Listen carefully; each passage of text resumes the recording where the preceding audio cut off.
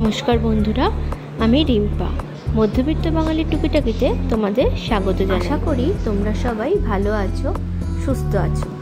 আজ আমি তোমাদের জন্য একটা ব্রেকফাস্টের রেসিপি নিয়ে হাজির হয়েছি। অনেক সময় আগের দিন রাতে রুটি করলে বেশ কিছু রুটি হয়তো বেঁচে যায়। তো আমি যখন কাল রাতে রুটি করেছিলাম সেখান থেকে আমার 4টে রুটি বেঁচে গিয়েছিল। তো রুটিগুলোকে হাত দিয়ে আমি ছিঁড়ে নিয়েছি। ছিঁড়ে নিয়ে সামান্য একটু জল দিয়ে ভালো করে ধুয়ে নিয়েছি।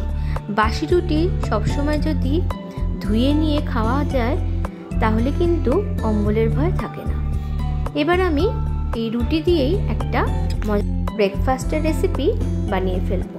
কড়াইতে খুব সামান্য পরিমাণে সাদা তেল দিয়ে নিয়েছি। তারপর ওর মধ্যে দিয়ে দিয়েছি গাজর, বিনস আর ক্যাপসিকাম, আর একটু সয়াবিনও দিয়ে দিয়েছিলাম। তোমরা চাইলে এর মধ্যে তোমাদের ইচ্ছে মতন সবজি দিতে পারো।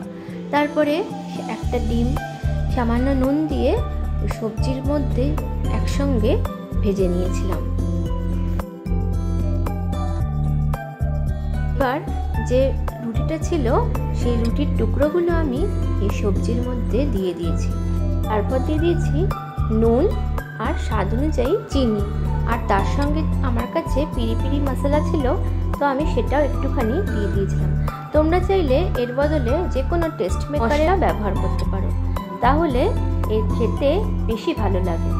তারপর সবজির সঙ্গে রুটিটাকেও খুব ভালো করে ভেজে নিয়েছি। এই সময় আমি গ্যাসটা একটু বাড়িয়ে নিয়েছিলাম।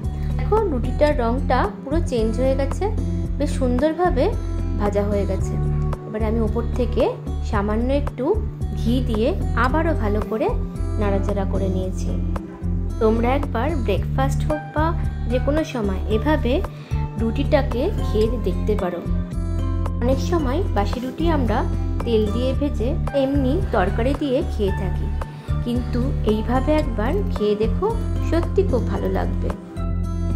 খেয়ে কেমন লাগলো তা অবশ্যই আমাকে কমেন্টে লিখে জানিও। এইরকম আরও রেসিপি পেতে আমার সাথে থেকো। ভিডিওটা ভালো লাগলে লাইক করে দিও। আজ তাহলে এই পর্যন্তই। ভালো থেকো, সুস্থ থেকো।